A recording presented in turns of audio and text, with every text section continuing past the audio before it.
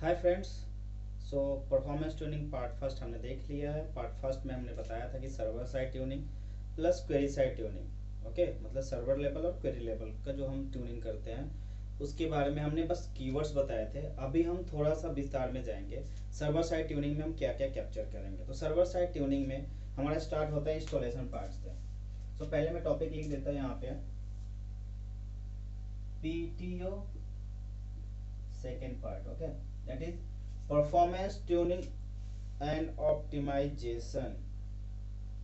Okay, performance tuning and optimisation जो part 2 है, इसमें हम देखेंगे इंस्टॉलेशन। इंस्टॉलेशन की भी बेस्ट प्रैक्टिसेस होती हैं जिससे आपका क्या होता है, सर्वर साइड ट्यून होता है। कैसे? सो हम देख सकते हैं जो हम इंस्टॉलेशन करते हैं, तो कोई भी RDBMS आप इंस्टॉल करते हो तो उसी फीचर्स को आप इंस्टॉल करो जो रिक्वायर्ड हो। अननेसेसरी EXEs इंस्टॉल करना मेमोरी और रिसोर्स कंजम्पशन है, तो उसको अवॉइड करने के लिए हमें जितना मिनिमम रिक्वायरमेंट है वही हम करेंगे।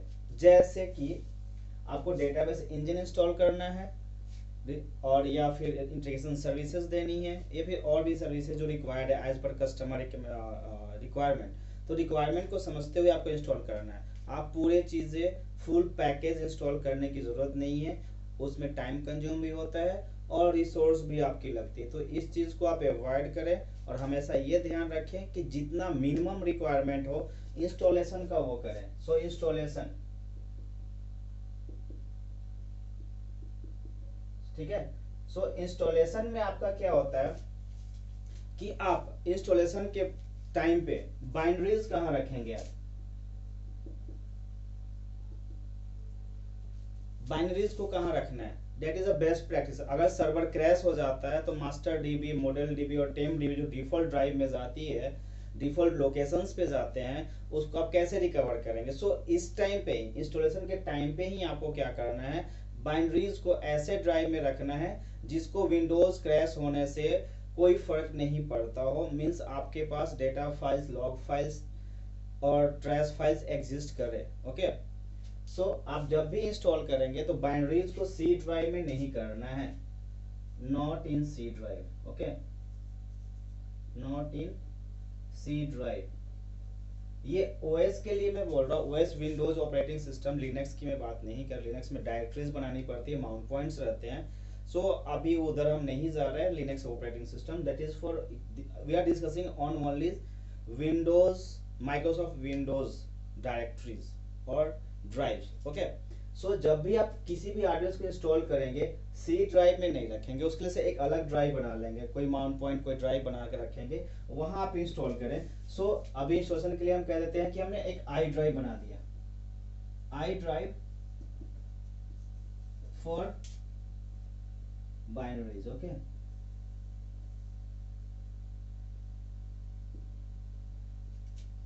नेक्स्ट होता है इंस्टॉलेशन के टाइम पे कि हमें डेटा फाइल, लॉग फाइल और टेम्प डीबी कहाँ रखनी है।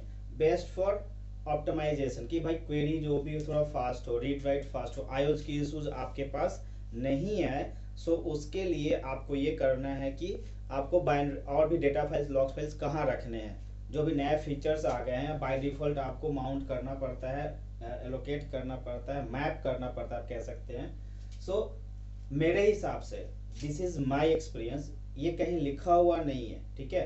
सो अकॉर्डिंग टू मी और माई एक्सपीरियंस हम ये कह सकते हैं D drive for data, data in the sense user databases का डेटा फाइल्स।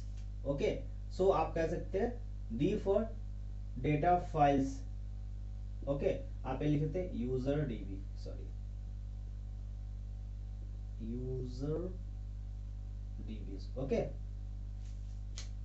आई में आपने रख दिया बाइनरीज, दैट इज ओके, आपका वहां पे मास्टर चला जाता है। लेकिन इंस्टॉलेशन के टाइम पे भी अभी रिकमेंड वो करता है एक और चीज, टेम्प डीबी के बारे में। हम यहाँ आने से पहले एक और चीज में रिकमेंड कर दूं यहाँ पे टेम्प डीबी के बारे में। सो टेम्प डीबी क्या होती है, अलग ड्राइव में जाती है। सो आप यहाँ लिख सकते हैं T for temp dB data and log file,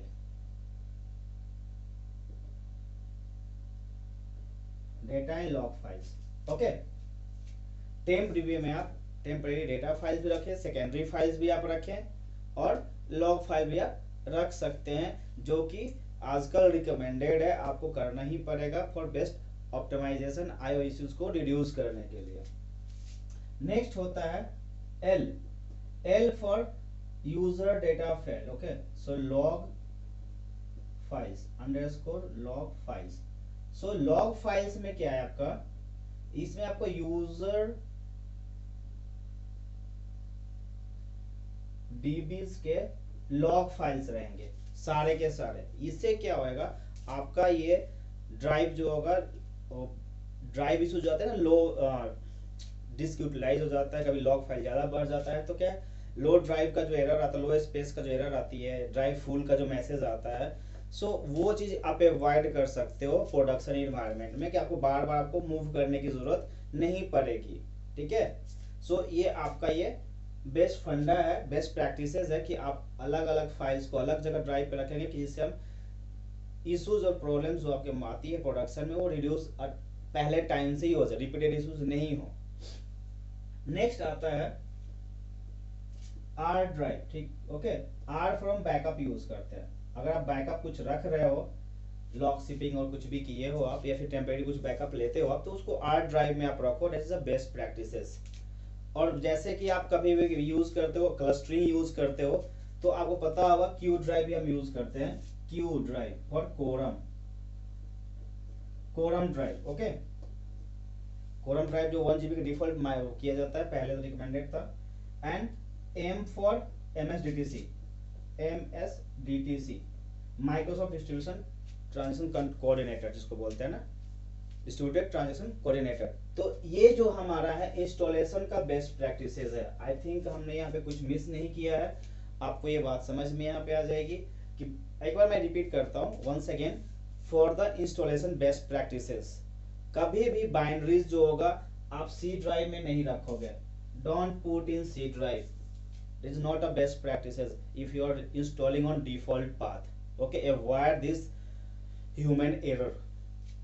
जब भी आप बाइनरीज इंस्टॉल करोगे, वो आप आई ड्राइव में यूज करोगे, जहां पे आपका मास्टर मॉडल और MSDB का data and log file and resource DB exist करेगा आपका, और ट्रेस फाइल्स डिफॉल्ट यहीं पे जाएंगे।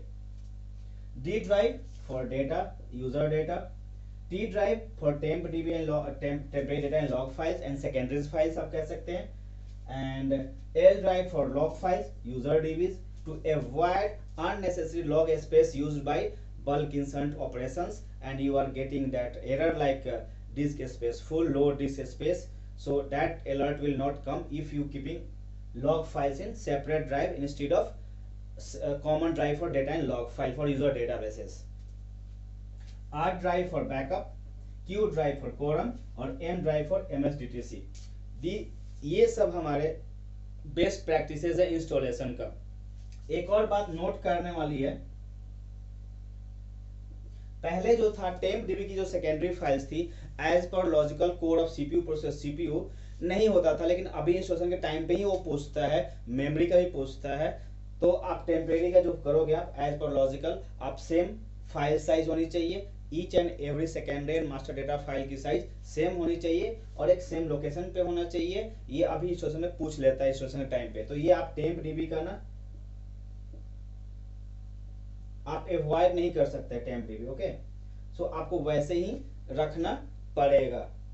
ठीक है, अभी ये 16, 17 और 19 में ये इंस्टॉलेशन का पार्ट है। ओके, तो उसी तरह आपको डिवाइड कर सकते हो। नेक्स्ट आता है मेमोरी का भी, इसमें आता है मेमोरी मिन और मैक्स करने के लिए मेमोरी। ओके, सो मिन और min max memory server configuration part है, आप उसमें कर सकते हो कि at the time of installation क्या लेना चाहिए, स्टार्टिंग में क्या लेना चाहिए, और मैक्स आप कैपिंग कर सकते हो, जिससे क्या होगा कि आउट ऑफ मेमोरी का एरर नहीं आएगा।